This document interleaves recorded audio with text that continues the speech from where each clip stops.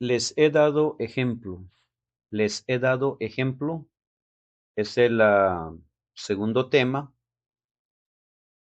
y es sobre el discurso de despedida. Está en Juan 13:1 al 17. Es mucho que hay que leer, pero se refiere, les voy a leer unos 2 versículos nada más y dice así. Antes de la fiesta de la Pascua, sabiendo que Jesús, que su hora había llegado para que pasase de este mundo al Padre, como había amado a los suyos que estaban en el mundo, los amó hasta el fin. A pesar de todos sus errores, ¿no? Pues ustedes saben, un Pedro, un Tomás, todos tenían errores, pero a pesar de eso, el amor de Jesús, el amor del Padre es grande. Sigamos leyendo, dice así, y cuando cenaba, como el diablo ya había puesto en el corazón de Judas Iscariote, hijo de Simón, que le entregase, sabiendo Jesús que el Padre le había dado todas las cosas en las manos y que había salido de Dios y a Dios iba, se levantó de la cena y se quitó su manto y tomando una toalla se la ciñó. Luego puso agua en un lebrillo y comenzó a lavar los pies de los discípulos y a enjugarlos con la toalla con que estaba ceñido. Hasta ahí nomás vamos a llegar. Ustedes son bienvenidos, pueden seguir leyendo desde Juan, Evangelio de Juan, capítulo 13, del versículo 1 al 17 y también el 26. Um, Instruye a sus discípulos de Jesús acerca del futuro. En este versículo los instruye. Su patrón literario es similar a la despedida de Moisés en Deuteronomio, a la bendición de Jacob a sus hijos. Está en Génesis 47 al 49. Está en Génesis 47, 1 al 49. También es largo, largo. Tiene que leer todo esto. Génesis 47, 1 al 49. Es la historia de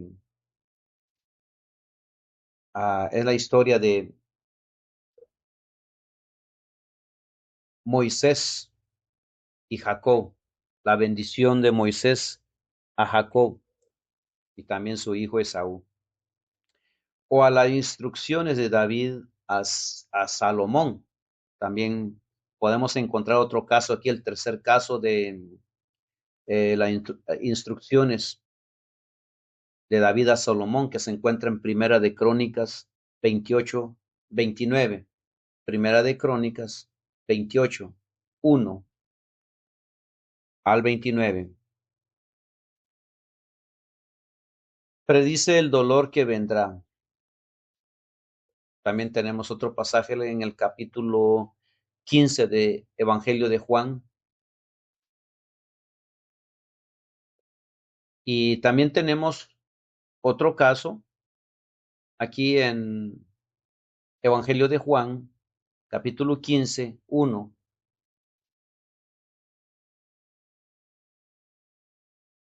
Y es sobre la exhortación a los discípulos a permanecer fiel. So, tenemos debemos saber, un caso que está en Juan 13, 1 al 17, y el segundo caso que está en Génesis 47, 1 al 49, y el tercer caso está en Primera de Crónicas 28, 1 en adelante. Y luego el cuarto caso que está en Evangelio de Juan 14, 1 al 16, y el quinto que está en Juan 15, 1 en adelante, y luego el sexto caso en donde da instrucciones o exhorta a sus discípulos. Está en Juan 15, 1, donde dice, yo soy la vid verdadera, mi padre es el labrador. Todo pámpano que en mí no lleva fruto lo quitará, y todo aquel que lleva fruto lo limpiará para que lleve más frutos. Bueno, también tenemos otro pasaje aquí en Juan 13, 1 al 20. Es muchos pasajes, queridos amigos, lo van a tener que leer ustedes. Ahora la pregunta es, ¿qué sucedió aquí? ¿Por qué esta historia es tan importante? ¿Qué lecciones quiso enseñar Jesús? Antes de la fiesta de la Pascua, sabiendo Jesús que su hora había llegado para pasarse a este mundo, al Padre, ahí empieza, ¿no?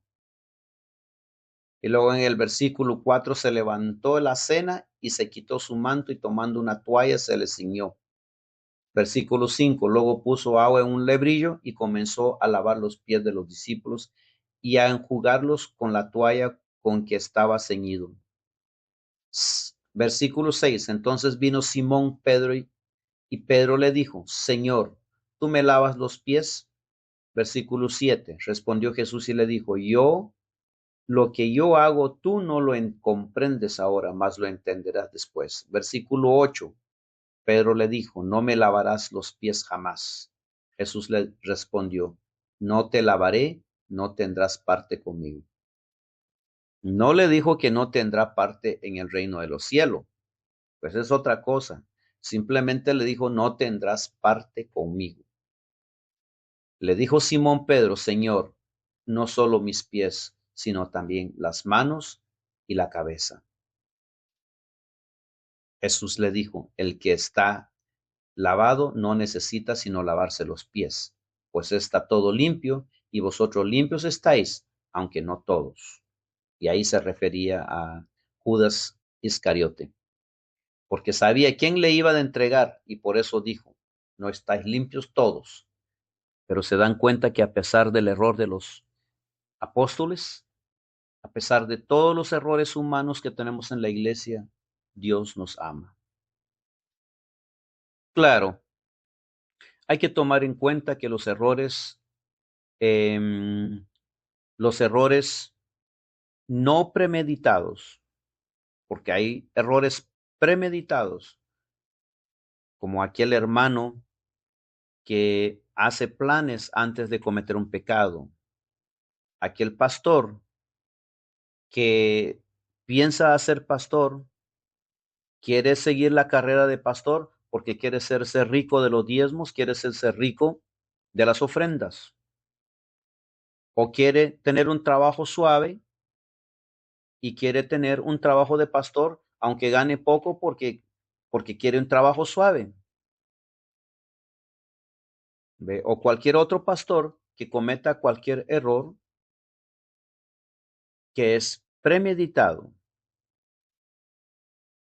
Los apóstoles, muchos de ellos cometían errores no premeditados.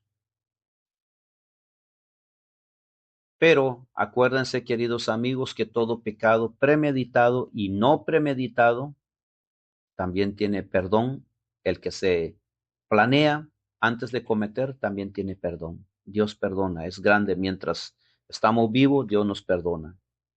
Pero hay cosas en que Dios entiende, por ejemplo, los pecados que no están premeditados, qué sé yo, tal vez una mala palabra, un mal pensamiento, cualquier cosa que no estaba en su mente y por acción salió, actuó negativamente. ¿Ve? Pero bueno, dejémosle a Dios que Él tome decisión sobre todos nuestros errores. Bueno, si ustedes siguen leyendo todo esto aquí, ahí se van a dar cuenta que el amor de Dios. En el mundo bíblico de la época de Jesús, la gente usaba sandalias o caminaba descalza, por lo que los pies se ensuciaban con el polvo. Era costumbre que un criado o un esclavo lavara los pies de los invitados a comer. Pero ningún criado estaba presente para cumplir esa función la noche en que Jesús cenó por última vez con sus discípulos antes de ser arrestado. Para sorpresa de todos, Jesús mismo se levantó y lavó los pies. Está en Juan 13, 4 y 5. Narra paso a paso las acciones del Maestro.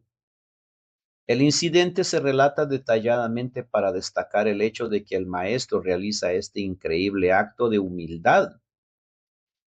Al registrar las respuestas de Pedro en Evangelio de Juan 13, 8 al 11, profundiza el sentimiento de consternación de los discípulos ante las acciones de Jesús. Incomprensible para ellos.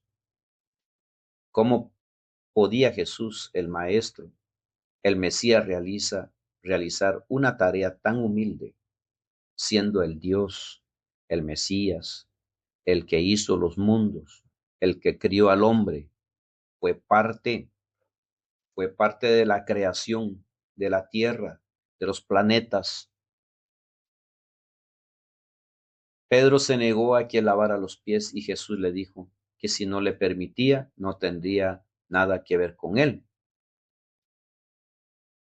Entonces Pedro pidió que Jesús hiciera aún más por él, expresando su deseo de estar conectado con el Maestro hasta el final. El significado de la acción de Jesús está ligado a quien es Él. En Juan 13:13 dice: vosotros me llamáis Maestro y Señor, y decís bien, porque lo soy. Jesús afirma que es el Maestro, el Señor, títulos con los que ellos se dirigían a Él y que expresan autoridad y poder, y lo merecía porque es el Hijo de Dios. Sin embargo, Jesús enseña que el poder y la autoridad deben usarse para servir, no para ser un comandante, un teniente, sino para servir. Sin embargo, Jesús enseña que el poder y la autoridad deben usarse para servir, no para engrandecerse. De acuerdo con el ejemplo de Jesús, y la Iglesia Adventista practica lo que denomina el rito de humildad. También hay otras iglesias también que las practican. El rito de humildad, que es el lavado de pies, como preparación para la cena del Señor. ¿Qué nos enseña el rito de humildad acerca de cómo seguir los pasos de Jesús y cómo servir humildemente a los demás? Vamos a ir al comentario de la señora escritora Elena G. de White, que dice así: Cristo dio a entender a sus discípulos que al lavarse los pies no se lavan los pecados, sino que la limpieza de su corazón se probaba en este servicio humilde. Si el corazón estaba limpio, este acto era suficientemente esencial para revelar ese hecho. Él le había dado los pies a Judas, pero dijo: no estáis limpios todos. En este momento Judas poseía un corazón traidor, y Cristo reveló a todos que sabía que él traicionaría a su Señor y que el lavamiento de sus pies no era un rito para limpiar el alma de su contaminación moral. En el ejemplo de Cristo recibimos la lección de que el rito del lavamiento de pies no debe ser postergado porque haya algunos falsos creyentes que no están limpios de sus pecados. Cristo conocía el corazón de Judas y sin embargo le lavó los pies. El amor infinito no podía hacer más para que Judas se arrepintiera, para salvarlo de que diera ese paso falso. Si el acto de su maestro se humilló para lavar los pies, el peor de los pecados no le quebrantó el corazón. ¿Qué más podía hacerse para que Judas se arrepintiera? Fue el último acto de amor que Jesús podía manifestar en favor de Judas. El amor infinito no podía obligar a Judas para que se arrepintiera, confesara sus pecados y fuera salvado. Se le concedió toda la oportunidad, no se dejó de hacer nada que pudiera haber sido hecho para salvarlo.